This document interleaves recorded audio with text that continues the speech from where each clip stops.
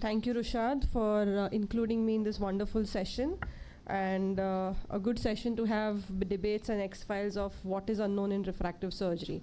So as you rightly mentioned, Losartan has been doing quite a lot of talks for the past 1 or 2 years.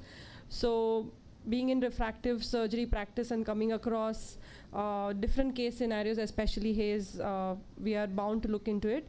So this is one patient who was seeking an opinion for refractive surgery. Everything was fairly normal, including her dry eye workup.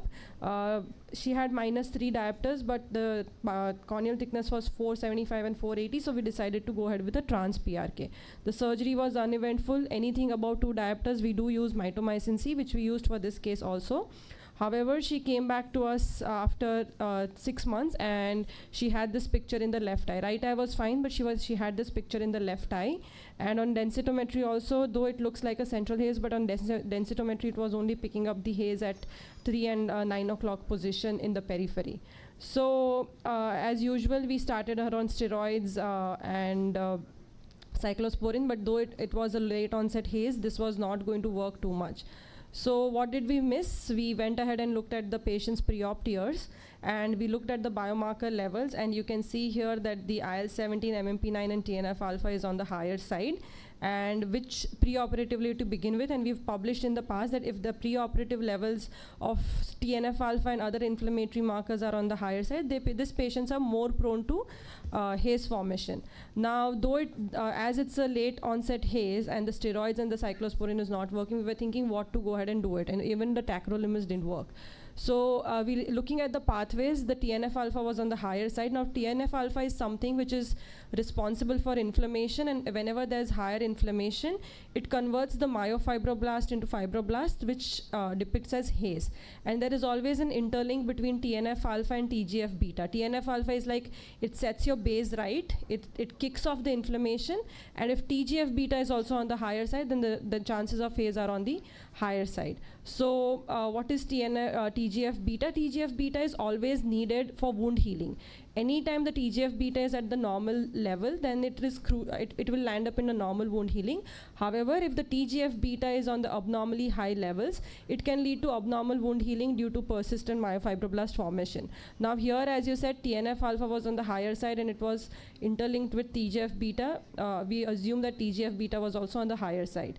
So now, as you mentioned, Losartan has been known to suppress the TGF-beta activity, directed scarring of wounded corneal stroma.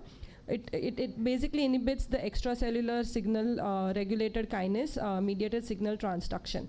And if you have to use Losartan in the eye, you have to have 0.8 milligram per milliliter of prepared solution, because we don't have a commercialized Losartan preparation at this point of time. So to simplify, what does Losartan do? If there is any, as I mentioned, if there is an excessive myofibroblast formation, it will depict as haze. Losartan basically tries to kill this myofibroblasts which are forming into fibroblasts. So it basically starts cutting down your haze which has already formed, and it then leads to a normal wound healing. So Losartan acts on not on preventing haze only, but it acts on cutting down those fibroblasts, which will reduce your haze and scar formation, and the cornea will go back to normal. Now this patient, we started on Losartan eye drops 4 times a day. 6 months, it's still an ongoing treatment, because as you may have heard from published reports, Losartan does take a longer time to act. So it's already been 6 months, and the haze has come down by 50%, but not gone down completely, but patient's vision has come back to 20/20, so that's a good thing. Now Losartan doesn't only work on PRK haze. I think this is my colleague's case, Dr. Gairik. It also works on Losartan in corneal scar post-infections. And it does take a longer time, but at 1 month and 3 months, you do start seeing these differences and the haze starts coming down.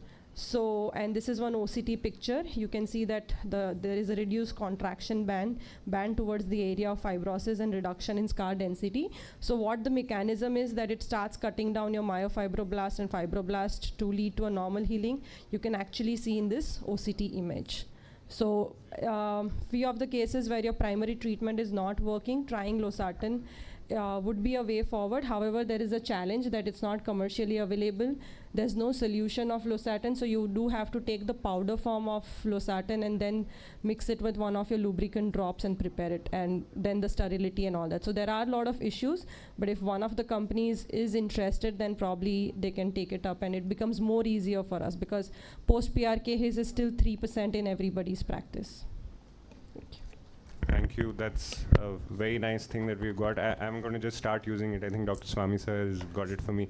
Any So questions? right now we are Powder form, to be very honest, it's very difficult to get, but you have to talk to one of like a company like Micro or Sun Pharma who are preparing the losartan based tablets. You have to take it from them and then prepare it. So it's not easy to get powder form also at this point of time. It's quite challenging. So though it has showing promising results, but to prepare only, if I get a patient, I have to tell them to come back after 2 weeks because it takes that much time to prepare. But when you have no resource left, then I think this is working quite well, because at this point of time, steroids or any immunomodulators don't help us.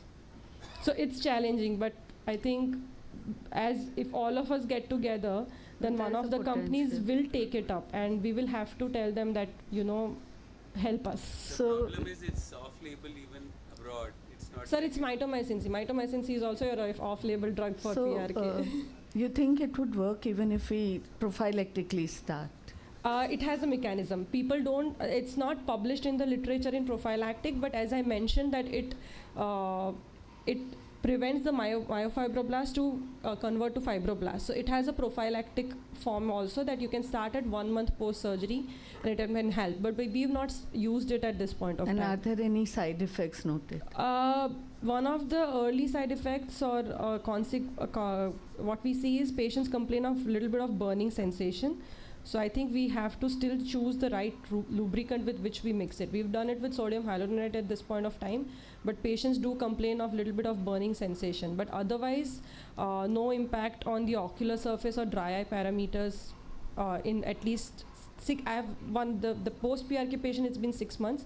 Only complaint she had was burning sensation, but rest, everything that looks could be fine. a pH issue. And this PRK patient, we've done a recorrection already. We've already done a PTK, and she again has a scar formation with that. So it was not like, so after that we were only left with losartan. I have a quick question. I know he's waiting Yeah. to talk and time is almost up. In your patient, you got haze only in one eye, whereas the tear levels were. We did very low. yeah. So what was the confounding factor? Like why TNF only? alpha, probably. But wasn't it kind of elevated in both eyes? Was it in? The other eye, it was half of I was the. trying to see that when I it was missed it. half the range, other eye. Right. So And mitomycin protocol, what are you using for your patient? every diopter 10 seconds. 10 seconds. Yeah, Was the cylinder more in this eye by any chance? kind of. Yeah, so I think that is the -2.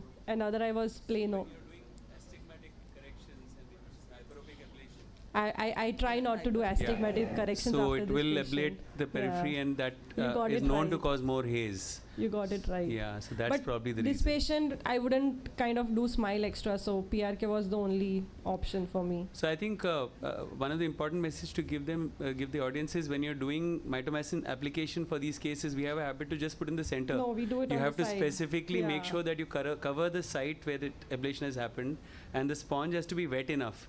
If it is absorbed all the mitomycin, then it's really not going Yeah. into the stroma. Yeah, that's a good point. Thank you.